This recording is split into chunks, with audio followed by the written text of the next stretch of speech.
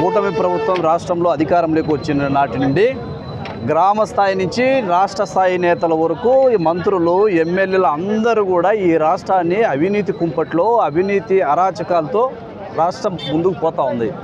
ఇక్కడ బాధాకరమైనటువంటి విషయం ఏంటంటే చివరికి విద్యా వ్యవస్థలో కూడా అంటే ఈ దేశ భవిష్యత్తును మార్చబోయేటటువంటి టీచర్ల రిక్రూట్మెంట్ డిఎస్సిలో కూడా అంతులేని అవినీతికి పాల్పడిందంటే ఈ కూటమి ప్రభుత్వానికి ఇంతకన్నా సిగ్గుచేటైనటువంటి మరొకటి లేదు.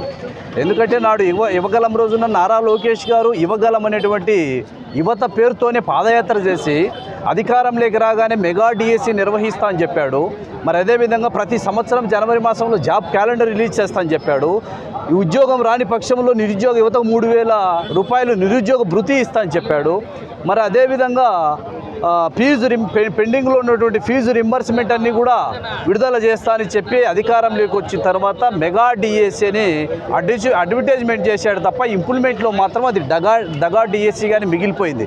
ఎందుకంటే డిఎస్సి నోటిఫికేషన్ ఇచ్చిన నాటి నుంచి రిక్రూట్మెంట్ అయ్యి టీచర్గా అపాయింట్మెంట్ అయ్యేంత వరకు అంతా కన్ఫ్యూజన్. అదంతా కూడా టోటల్గా ఆ ప్రాసెస్లోనే అవినీతి ఉంది అనేది పలు మీడియా కథనాల ద్వారా ఈ రాష్ట్ర ప్రజానికానికంతా కూడా తెలుసు.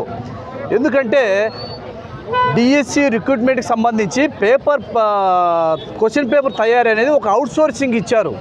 అతను స్టేట్ టాప్ ర్యాంకర్గా రావడం జరిగింది. ఆ తర్వాత అతనికి పోస్ట్ ఇవ్వలేదు, అతను ఏమయ్యాడో తెలియదు. అదేవిధంగా ఈ రాష్ట్రంలో 2% ఉన్నటువంటి స్పోర్ట్స్ కోటాను ఆగా మేఘాల మీద జీవో తెచ్చి 3% చేశాడు. ఎందుకు చేశాడంటే లోకేష్ పాదయాత్రలో ఎవరైతే యువగలయంలో రోప్ పార్టీగా తన ఎమ్మటి నడిచారో వాళ్ళందరికీ కూడా ఇక్కడ కనీస ఎగ్జామ్ లేకుండా టీచర్ పోస్టు కట్టబెట్టినటువంటి దుస్థితి రాష్ట్రంలో కనపడుతూ ఉంది. ఈ ఒక్కో టీచర్ పోస్టు దగ్గర 15 నుంచి 20 లక్షల రూపాయలు సొమ్ము చేసుకున్నారనేది వాస్తవాలు బయటకు వచ్చాయి. ఆడియో టేపులు, వీడియో టేపులు. గతంలో అంటే లోకేష్ గారు అధికారంలోకి వచ్చి మెగా డిఎస్సి ఇచ్చారని నిరుద్యోగ యువత అంతా కూడా కలలు గడింది. పాపం లక్షలు వెచ్చించి కోచింగ్లో తీసుకున్నారు. కానీ తీరా చూస్తే 16,350 పోస్టులు. గతంలో రాజశేఖర రెడ్డి గారు చూస్తే ఏకదఫ మెగా డిఎస్సి అనేసి 50,000 టీచర్ ఉద్యోగాలు ఒకే దఫ రిక్రూట్ చేయడం జరిగింది. అది మెగా డిఎస్సి అంటే. ఇవాళ కూటమి ప్రభుత్వంలో నిర్వహించినటువంటి డిఎస్సి అంతా కూడా ఒక స్కామ్, ఒక దగా డిఎస్సిగా మిగిలిపోయింది. మరి గతంలో జగన్మోహన్ రెడ్డి గారు ఈ దేశంలో ఏ నాయకుడు చేయని విధంగా ఒకే దఫా 1,60,000 సచివాలయ ఉద్యోగాలు భర్తీ చేస్తే ఎక్కడ కూడా కాంప్లికేట్ రాకుండా రూల్ ఆఫ్ రిజర్వేషన్ అనేది పక్కాగా అమలు చేసి చిన్నపాటి విమర్శ రాకుండా భర్తీ చేసినటువంటి గత ప్రభుత్వం. మరి ఇవాళ పట్టుమని 16,000 ఉద్యోగాలు భర్తీ చేసి అంతా కూడా స్కామ్. అందుకే ఇవాళ డిఎస్సిలో జరిగినటువంటి స్కామ్కు సంబంధించి సిబిఐ ఎంక్వైరీ వేయాలి. దీనికి సంబంధించి నైతిక బాధ్యత వహించి నారా లోకేష్ గారు రాజీనామా చేయాలని వైఎస్ఆర్ కాంగ్రెస్ పార్టీ మా అధినేత జగన్మోహన్ రెడ్డి గారు ఇచ్చినటువంటి పిలుపు మేరకు యువజన విద్యార్థి సంఘాలు కలిసి ఈ రాష్ట్రంలో ఉన్నటువంటి 175 నియోజకవర్గాల్లో కూడా రిలే నిరాహార దీక్ష చేస్తూ ఉన్నాం. ఈరోజు 3వ రోజు. రేపు పొద్దున 10వ తేదీ భారీ ఎత్తున నిరసన ర్యాలీలు కూడా చేపట్టబోతూ ఉన్నాం. మరి అదేవిధంగా గతంలో చూస్తే జగన్మోహన్ రెడ్డి గారి మీద పరిటాల రవీంద్ర హత్య కేసులో సంబంధించి చిన్నపాటి ఆరోపణ వచ్చింది. ఆనాటి ముఖ్యమంత్రి అయినటువంటి దివంగత నేత రాజశేఖర రెడ్డి గారు సిబిఐ ఎంక్వైరీ వేసి తన నిబద్ధతను నిరూపించుకున్నటువంటి చరిత్ర రాజశేఖర రెడ్డి గారిది.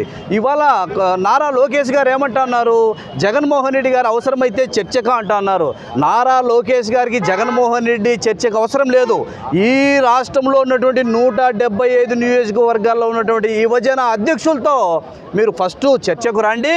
మరి అదేవిధంగా 3,50,000 మంది ఎవరైతే టీచర్ అభ్యర్థులుగా పోటీ పరీక్ష రాశారో వాళ్ళతో మీరు చర్చకు రండి. ఆ తర్వాతనే ఏదైనా ఉంటే మా జగన్మోహన్ రెడ్డితో రండి. ఎందుకంటే ప్రతిభకు తిలోదకాలు వడ్డీ ఇవాళ దొడ్డిదారిన లక్షల జీతాలు తీసుకొనేసి డిఎస్సి టీచర్ పోస్టులు అమ్ముకున్నటువంటి నీచ చరిత్ర సంస్కృతి రాష్ట్రంలో కూటమి ప్రభుత్వంలో నడుస్తోంది. దీన్ని ఎండగట్టే విధంగా ప్రతి నియోజకవర్గంలో కూడా ఇవాళ నిరదీక్ష చేస్తూ ఉన్నాం.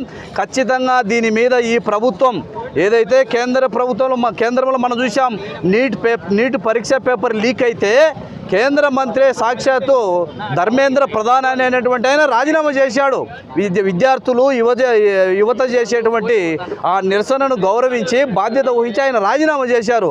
మరి ఇక్కడ నారా లోకేష్ గారు నిమ్మకు నూరెత్తినట్టు ఉండడం, మళ్ళా మా పైనే ఎవరైతే అభ్యర్థులుగా నష్టపోయారో వాళ్ళ మీదనే మీరు ధర్నాలు చేసినా నిరసనలో పాల్గొన్న అక్రమ కేసులు పెట్టని బెదిరించేటువంటి ధోరణి కూడా ఈ రాష్ట్రంలో జరుగుతోంది.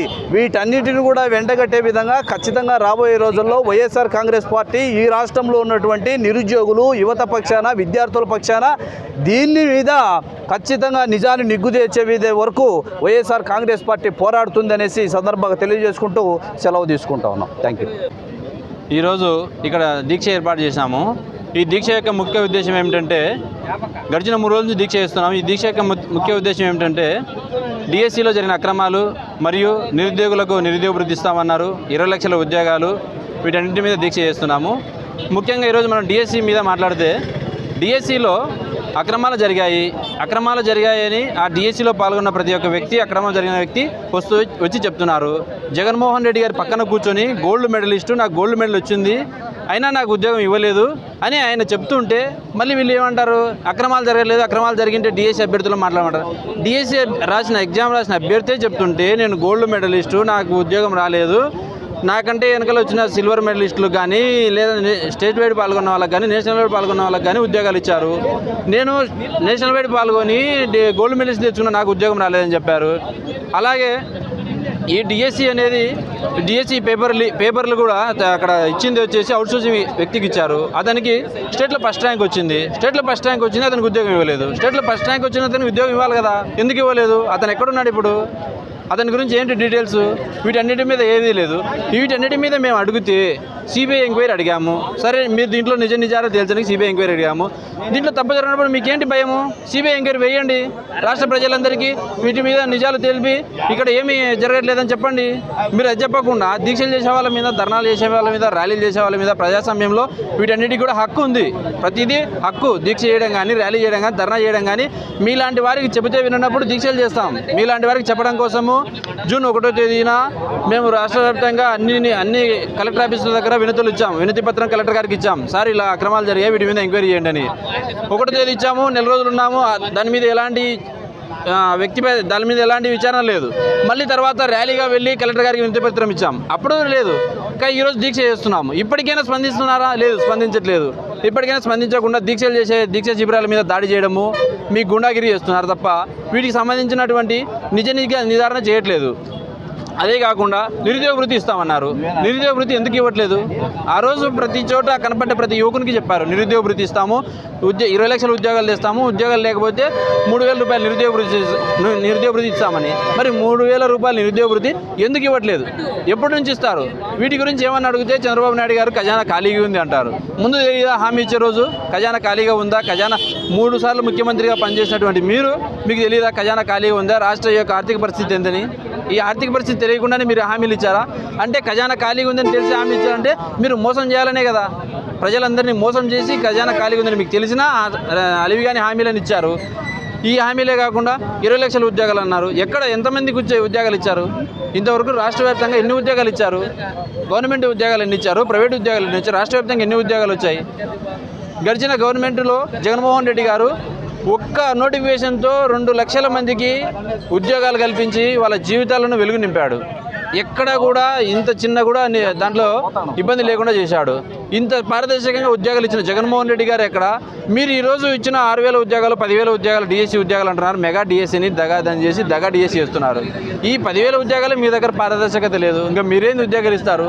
ఇక్కడ నుంచి రాష్ట్ర యువతకు, రాష్ట్రంలో ఉన్న నిరుద్యోగులకు, రాష్ట్రంలో ఉన్న విద్యార్థులందరికీ కూడా ఇక్కడ నుంచి పిలుపునిస్తున్నాం. యువకులారా, విద్యార్థులారా, రండి. మన ప్రతిదీ హక్కు, మనకు కావాల్సిన ప్రతి దాన్ని మన హక్కు మనం పొందడం, మన ప్రతి హక్కును మనం సాధించుకుందాం. మనందరికీ ఎవరైతే ఇలాంటి యువతలో విద్యార్థులందరికీ మోసం చేసి ఉద్యోగాలు ఇస్తామని చెప్పి, నిరుద్యోగ వృత్తి ఇస్తామని చెప్పి ఓట్లు వేయించుకొని పలకట్లేదో, ఈ మొద్దు నిద్ర నటిస్తున్న ఈ ప్రభుత్వాన్ని నిలదీద్దాం. మనకు ఇవ్వవలసిన నిరుద్యోగ వృత్తిని తెచ్చుకుందాం. ఇది మన హక్కు. ఈ హక్కు కోసం పోరాడదాం. ఈ పోరాటాలుగా రేపు 10వ తేదీ నియోజకవ్యాప్తంగా అన్ని నియోజకవర్గాల్లో, రాష్ట్ర వ్యాప్తంగా అన్ని నియోజకవర్గాల్లో ర్యాలీలు నిర్వహించబోతున్నాం. ఈ ర్యాలీకి యువత, విద్యార్థులు, సంఘీభావం తెలిపే ప్రతి ఒక్కరు కూడా వచ్చి ర్యాలీలో పాల్గొనాలని ఇక్కడ నుంచి పిలుపును కూడా ఇస్తున్నాం. Thank you.